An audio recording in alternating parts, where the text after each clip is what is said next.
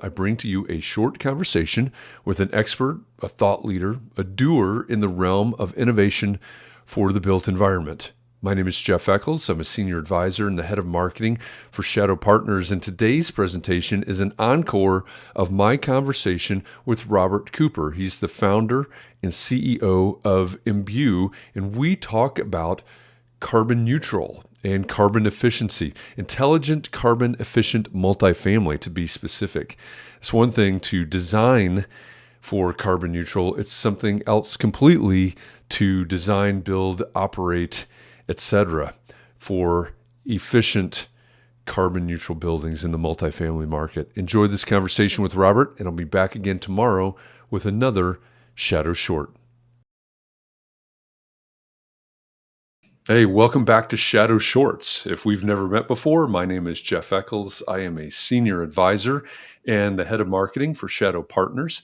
And every weekday, I bring to you an expert or a thought leader in the field of innovation for the built environment. Today is no different. I am joined today by Robert Cooper. He's a founder and the CEO of Embue. And one of the things that I find in all of these conversations about built environment, one very important topic about innovation in the built environment is this idea of decarbonization. And I know Robert not only has some strong views on that, but has actually built a company around that. So Robert, first of all, welcome. Thanks for joining me here today. Thanks for having me. Shadow Partners, Shadow Ventures, really good organization on so many different facets, and I'm really excited to be on Shadow Shorts. Well, thank you. Thanks for the plug. That's fantastic. Now, I mentioned decarbonization, and it comes up all of the time. Later this year, we'll have Shadow Summit in October. I'll talk about that later. Decarbonization is going to be part of the conversation at that summit. With all of this conversation going on, what are your opinions? What are your thoughts? What's your focus around decarbonization in the built environment? Yeah, I think for those of us that have been aware of the climate change issue for some time, it's really been amazing over the last 2-3 years to see the real estate industry really latch onto their role in the problem, but really their role in the solution.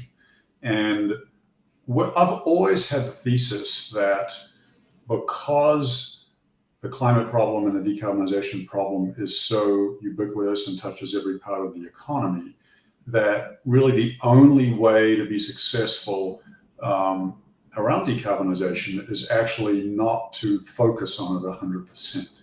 So just to explain that a little bit more, there are companies out there that are pure play, they're doing something better about wind turbines or solar panels. Great.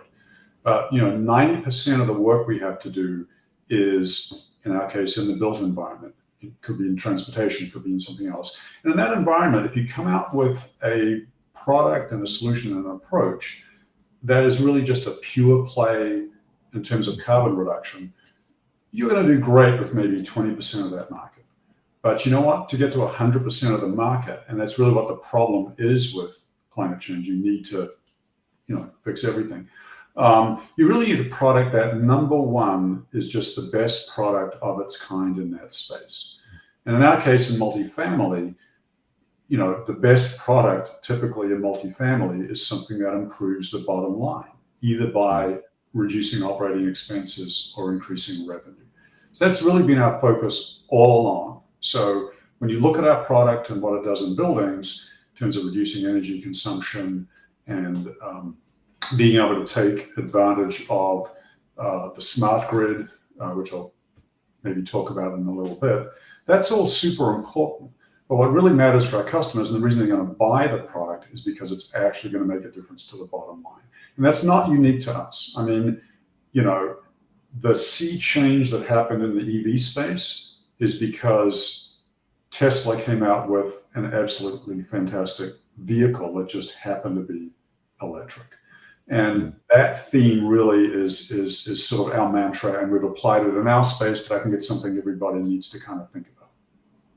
Yeah. Now, you mentioned a minute ago smart grid. So why don't we go ahead and define smart grid for anybody that's not doesn't isn't familiar or doesn't understand the term. Yeah. The smart grid is really in contrast to the grid we have today, which is kind of the dumb grid. I was actually on a call on a webinar yesterday, listening to a webinar where they were just reminding people how manual the grid is. A lot of things are done through phone calls and emails. And so what will happen is when we're thinking of one of these, super hot days, or maybe, a reduction in the electricity transmission because they're shutting down power lines because of the risk of wildfires, for instance. A lot of that work is done manually. And so the smart grid is really about automating all of that and making it easier to make those kinds of dynamic changes and make the grid much more automatic. And where that plays for energy consumers, whether they're individuals or whether they're enterprises, is that their interaction with the grid and how they get electricity is going to switch from this monthly arrangement where you get a bill, you don't really know what's going on, to really a lot of stuff happening in real time. And what will also happen in real time is pricing and payments. So in the past, and you look at your energy bill, most of that energy bill is about how much energy you use, the kilowatt hours, the actual amount of energy you use. And some of that bill is also about the peak energy that you might have used during that month.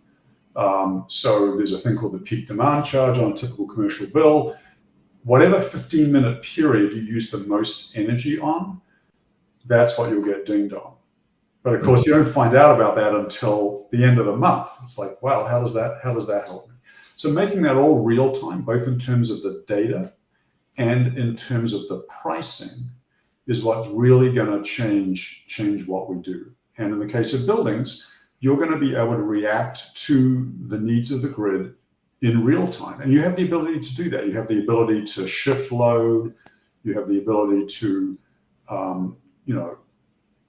turn down or slow down pumps in the building, maybe turn off an elevator, maybe make some adjustments to folks' thermostats.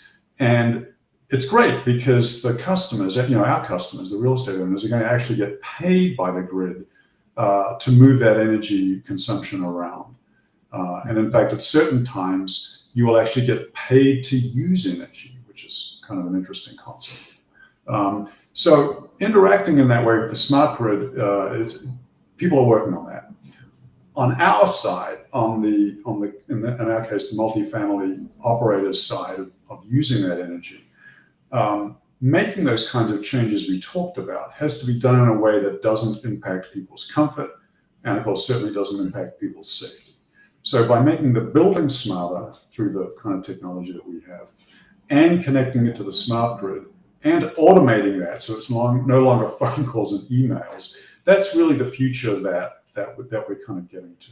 And I think one misconception that people have is they just don't realize how manual things are today. They kind of think the grid maybe kind of works a little bit like the internet. It will, but it's not quite there yet.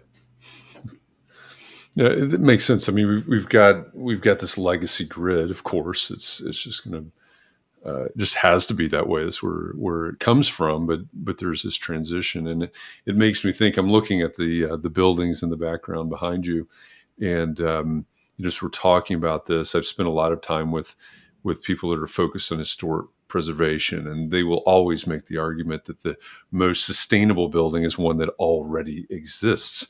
Right? We're not dumping. Well, theoretically, we're not dumping carbon footprint into that building. And so I know in the multifamily world, obviously there's new construction, there's renovation, et cetera. So when you're thinking about decarbonization, is there a difference, or what's the difference when you're considering existing versus new construction? That is a really, really good point that you brought up. And I've got to say, until a few years ago, I actually didn't believe that statement, that the greenest building is the one that already exists, because these buildings are pretty old and pretty horrible in many ways. And it seemed like, well, isn't it easier just to tear the thing down and put a new one up? But there's been a lot of research done in the last couple of years that's got out there about embodied carbon. So if you tear a building down, you put up a brand new one, you sort of set off a carbon bomb for the concrete that you just cured and the steel you just made and all this kind of stuff. So you don't want to blow up the old buildings. You want to be able to use them. But then those buildings are really energy hogs, and they're very uncomfortable for people as well. So how can you cost effectively upgrade those buildings? So all of these buildings need to be on a decarbonization pathway. So decarbonization is a capital project. There's some simple things you can do now that I'll get into in a minute, but at some point you're going to have a capital project to upgrade that building. New windows, better insulation, new mechanical systems. And so you're going to put that into the capital cycle planning process. And it looks daunting. There's a lot of numbers out there that have said things like, $50,000 an apartment to do that kind of renovation. There's some fairly recent research out of the Rocky Mountain Institute and out of the Department of Energy that actually says that's true for maybe about 20% of the buildings in the country. And the really good news is that the other 80% need to electrify. They need to replace, fossil fuel systems with electric systems. But the building envelope work, the new windows, the insulation, and so forth, is much more modest in most of the country and with most buildings. That is really, really good news, because now the cost of that decarbonization is now in the same zone as the cost of a typical repositioning or rehab of a building. And that's really, really good news. What you will need in that building, whether it's having the deep energy retrofit, the very expensive one I mentioned, or these lighter retrofits, is that building's going to need to talk to the smart grid and respond to the fact that there's more renewables on the smart grid and there's congestion in the grid because there isn't enough transmission. There isn't even enough distribution, which is referring to the wires and cables that is coming down the street. There's not enough of that electricity today if people electrify. So that decarbonization pathway has to include a smart building system that's going to allow you to manage that load and keep it within the limits that are currently imposed by the state of our grid and our distribution. 10, 15, 20 years from now, that problem will be solved, but we need to decarbonize sooner than that. So there's some good news in there, and then there's some solutions that are going to allow people to really, achieve most of the decarbonization goals that we need. Yeah. Now, in the last few minutes that we have, we've kind of danced around and hinted at what you do, what embue is. Can you give us in a nutshell what it is that you're working on and how it's implemented in the multifamily market? Yeah, it's very simple. So most multifamily buildings, the vast majority of them, have very little technology in them today.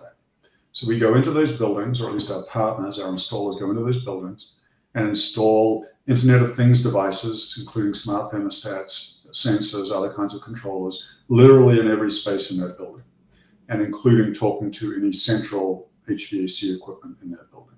We then wrap that with a software platform. Some of that platform is running inside the building because we're doing control, and those control algorithms need to be inside the building and not dependent on the internet being up or down. And then we have the bulk of our software, where our AI and our analytics are running out in the cloud, and then serving up a user interface to the staff in the building. The staff might be in another building; they can manage it remotely, and the headquarters staff. So that's really what we do.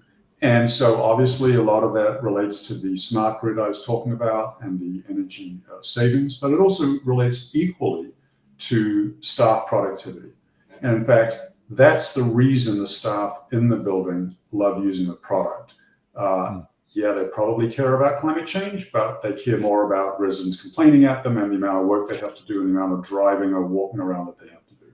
And at the same time, they're also getting a handle on problems like frozen pipes, high humidity that can cause mold, all the kinds of headaches that are just day-to-day what you have to deal with in multifamily. And that gets back to sort of the first point I made, that we really work on making the product, the best product it can be for this task. And it just happens to also, help us solve the climate change problem. Yeah.